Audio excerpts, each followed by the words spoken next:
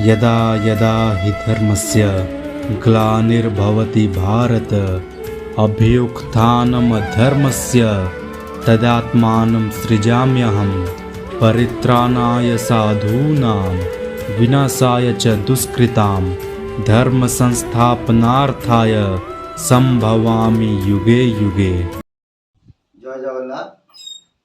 आज आम आलोचना करवा कली केउं दिन सर मन रखि था। कली जुग प्रकृति भोग कर 10,000 वर्ष है। कली जुगर आयु हूँ 4,32,000। व्यास कहती कलौ 10 सहस्राणी विष्णु तेजंती मेदिनी। माने कलिजुगर आयु जिते 10,000 वर्ष हम विष्णु मेदिनी कौन करेंगे त्याग करेंगे।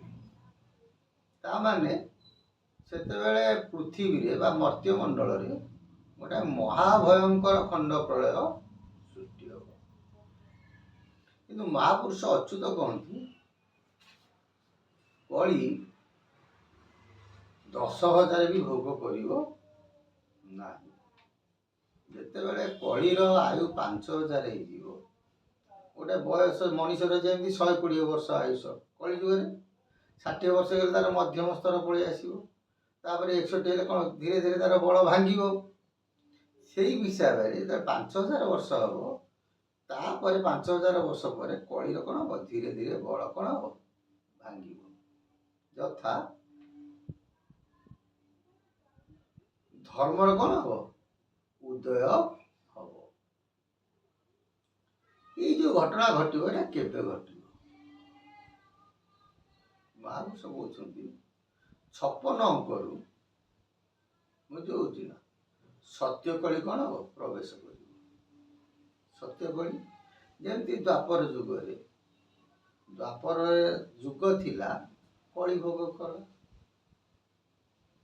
जो हिसाब से भागवत प्रमाण दिए जितेबले कृष्ण तेजिले मही 1200 कली भोग दिए जो कृष्णचंद्र देह त्याग कले से 1200 वर्ष कली जुग कौन होता भोग होता जमती घटला सेमती कली जुगे कली थी सत्य कौन हो प्रवेश कर।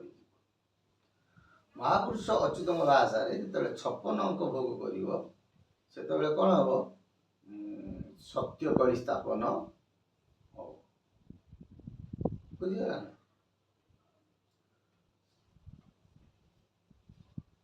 एवं संपूर्ण सत्य जो परिप्रकाश हो कली जीव अपसरी केबे ना बर्तमान पुरी रजा अच्छा आंकर पर जी रजा है नाम बाल मुकुंद।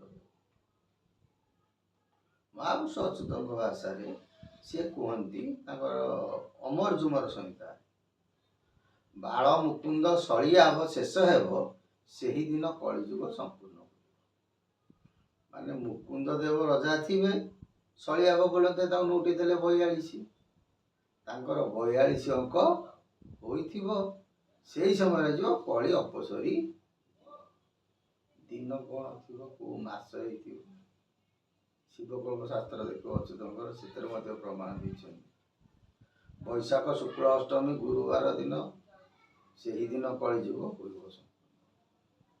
माने बाल मुकुंद देवंकर 42 अंक भोग करला समय वैशाख मास शुक्ल पक्ष अष्टमी तिथि गुरुवार पड़े से दिन जगत गोटे धर्म प्रतिष्ठा हो सत्यवासी जगतवासी हे राम राज्य कौन पृथ्वी भूखंड परिप्रकाश एवं जो मैंने थे परस्पर हिंसावाद कौन परित्याग बोली महापुरुष अच्युतानंद दास शिवकल्प शास्त्र एवं अमर जुमर संहितार ए विषय कौन कर बोलिकी महापुरुष बाणी मन गीता अक्षर अक्षर ମହାପୁରୁଷଙ୍କ ବାଣୀ କେବେ ଅନ୍ୟଥା ହେବ ନାହିଁ। ବର୍ତ୍ତମାନ ଅନେକ ବ୍ୟକ୍ତି ବିଶେଷ ଖାଲି କହୁଛନ୍ତି କେମିତି ହେବ କାହିଁ ହେଲାନି, ବୁଝିପାରୁଛି। ଏଗୁଡ଼ା ସମସ୍ତେ ଜାଣିପାରିବେ ନାହିଁ। ଇଏ ହେଉଛି ଗୁରୁ ମାର୍ଗ ଜ୍ଞାନ। ଯେ ଗୁରୁ ମାର୍ଗରେ ଥିବେ ସେମାନେ ଏ ବିଷୟ ଜାଣି ବୁଝିପାରିଲେ ନା ବୁଝିପାରିଲେ? ତେଣୁ ମହାପୁରୁଷଙ୍କ ଭାଷା ଅଚ୍ୟୁତ କହିଛନ୍ତି ପର୍ବତ ଶିଖରେ ଫୁଟିବ କଇଁ, ଅଚ୍ୟୁତ ବଚନ ଟଳିବନି। ମହାପୁରୁଷଙ୍କ ଭାଷାରେ ହେଉଛି ପର୍ବତ ଶିଖରେ କଇଁ ଫୁଟି ପାରେ କିନ୍ତୁ ମୋ ବଚନ ଟଳିବ ନାହିଁ। ପର୍ବତରେ କ'ଣ କଇଁ ଫୁଟେ? ଅସମ୍ଭବ କଥା। କିନ୍ତୁ ମହାପୁରୁଷ କହୁଛନ୍ତି ପର୍ବତରେ କଇଁ ଫୁଟି ପାରେ କିନ୍ତୁ ମୋ ବଚନ ଟଳିବ ନାହିଁ।